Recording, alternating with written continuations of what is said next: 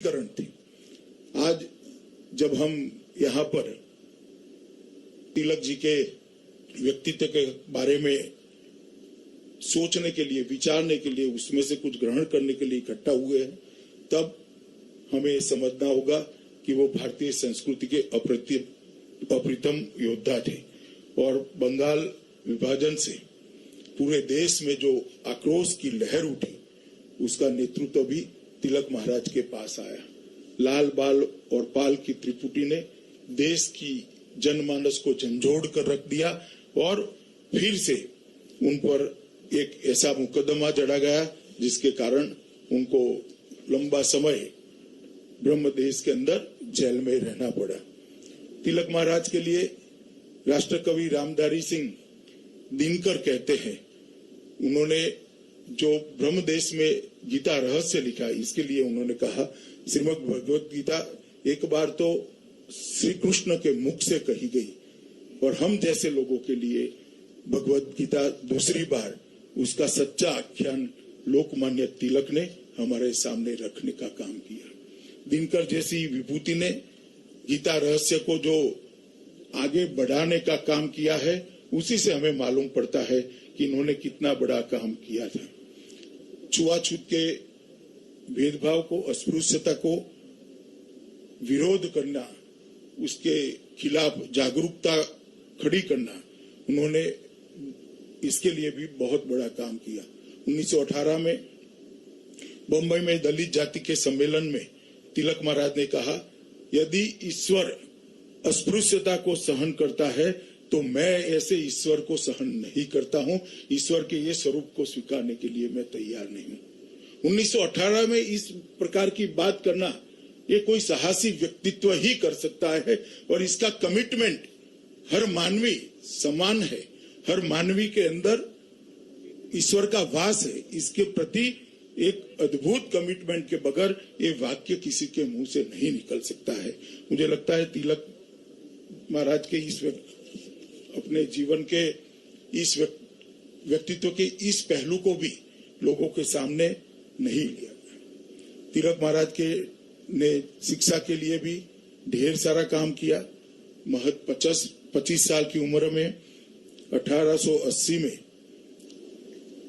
New English school नाम की संस्था बनाई और भी संस्थाएं उन्होंने इसके लिए बनाने के लिए जीवन भर वो काम करते रहे।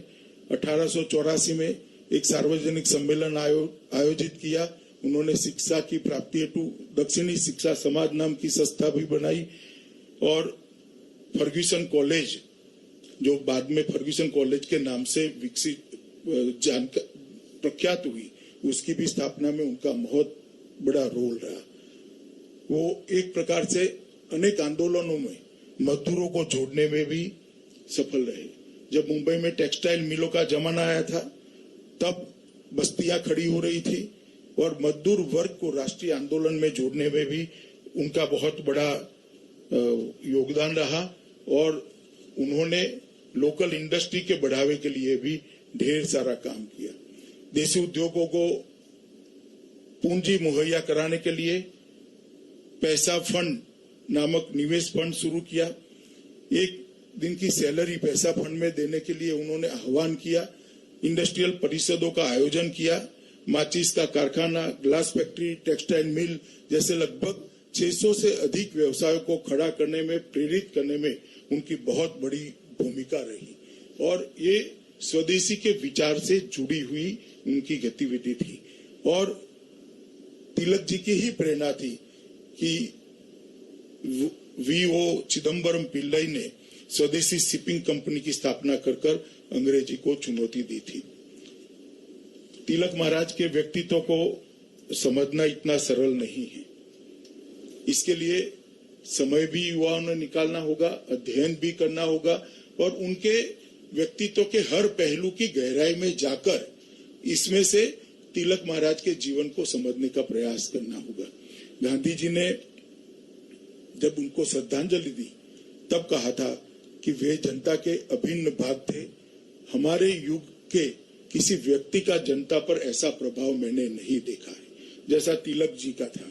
हजारों देशवासी उनके भक्त थे यह कुछ असाधारण बात थी कि वे लोगों के आराध्य थे। तिलक महाराज की अंतिम यात्रा में भी गांधी जी ने पूरे रास्ते नंगे पैर उनके साथ चलकर तिलक महाराज को सम्मान दिया। वो गांधी जी की लोकमान्य तिलक के प्रति जो श्रद्धा थी उसको उद्घोषित करते हैं। आज तिलक महाराज के शरीर शांत होने के 100 साल समाप्त हो रहे हैं।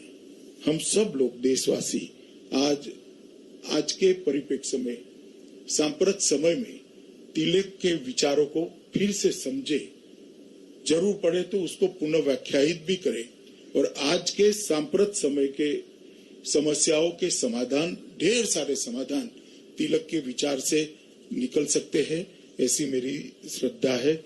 और मैं ऐसा मानता हूं कि जब जब स्वतंत्रता आंदोलन का इतिहास लिखा जाएगा, स्वतंत्रता आंदोलन की चर्चा होगी, तो हमारे सामने पुनेरी पगड़ी, सफेद धोती, सफेद कुर्ता, सफेद फटका और हाथ में छड़ी के साथ भारी भरकम मूछ वाला एक प्रभावशाली, एक मजबूत व्यक्तित्व उभर कर आता है और हमें बताता है कि लोकमान्य तिलक ने किस प्रकार से आजादी के आंदोलन को गति दी थी।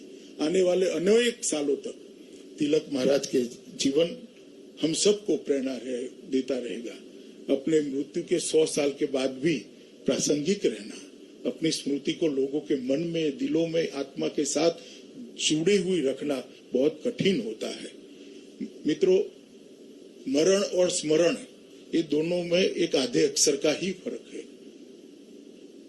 मरण मृत्यु होती है उसको कहती है, और कोई जीवन ऐसा जीता है कि आधा स इसके सामने लग जाता है, और तो मरण के बाद वो लोगों के स्मरण में चिरकाल तक जीता है।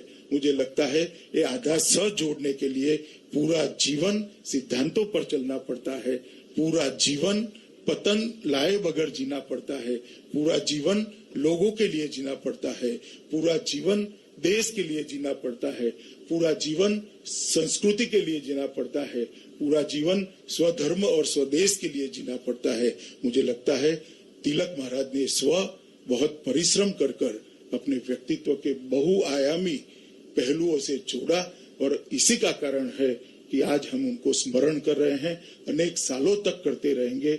और मेरा नई पीढ़ी से बहुत विनम्र अनुरोध है, और मैं उनका आह्वान भी करना चाहता हूं कि आप तिलक महाराज को जरूर पढ़िए, बार बार पढ़िए।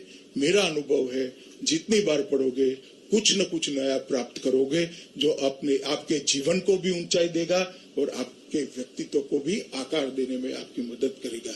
मैं आज जिस संस्थाओं ने ये एक दिन के पूरे वेबिनार का आयोजन किया है, उनको बहुत बहुत साधुवाद देना चाहता हूं कि आपने आज के दिन ये वेबिनार को आयोजित कर आत्मनिर्भर भारत का नरेंद्र भाई का जो स्वप्न है उसको तिलक महाराज के विचारों के साथ जोड़कर देश की जनता को प्रेरणा देने का एक जो प्रयास किया है वो स्तुत्य है, प्रशंसनीय है। आपने स्वभाषा का जो तिलक महाराज का जो अभियान था, स्वभाषा का तिलक महाराज का जो आग्रह था, कांग्रेस के अधिवेशनों में सब लोग उस वक्त भाषांतर की व्यवस्था न होने के बावजूद भी अपनी अपनी भाषा में बोले, इसका आग्रह वो करते थे। उसको नरेंद्र भाई अभी जो नई शिक्षा नीति लेकर आए हैं उसमें संस्कृत और भारतीय भाषाओं को आगे बढ़ाने के लिए और इसके आधार पर देश की नए विकास का नक्शा खींचने का जो काम करा है, इसके साथ भी आज मुझे लगता है वेबिनार तिलक महाराज की सभी गुणों को आने वाले नए भारत की रचना के साथ जोड़कर मुझ जैसे कई कार्यकर्ताओं को, हजारों लाखों कार्यकर्ताओं को प्रेरणा देने का काम करेगा। इसलिए मैं आप सभी को बहुत बहुत साधुवाद देकर और फिर से एक बार लोकमान्य बाल गंगाधर तिलक महाराज की स्मृति में विनम्र श्रद्धांजलि देकर मेरी बात को समाप्त करता हूं। Vande Mataram.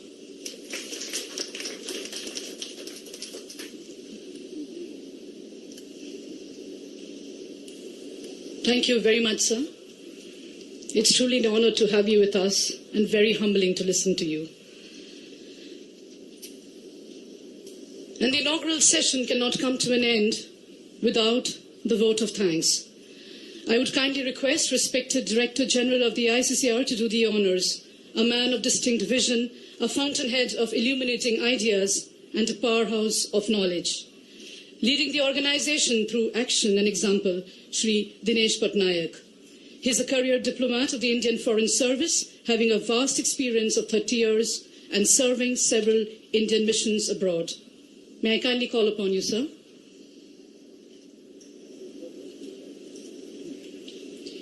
Thank you very much. It is my privilege to deliver the vote of thanks in this international webinar on the centenary anniversary of Lokmanya Tilak, the seminar Lokmanya Tilak Swarajya to Atmanirbhar. You have heard our chief guest speaking, Dr. Vinay Sahasrabudhe speaking. This session would go on for the whole day today, and I'm sure that you will learn a lot from it. On my part, I would like to thank Shri Amit Shah ji for having spared time from his busy schedule to come and grace this occasion today. Lokmanya Tilak was a towering figure in Indian history, a man with a personality who actually took Indian independence to its zenith. And it is very fitting that Amit Shah ji today was the chief guest at this occasion.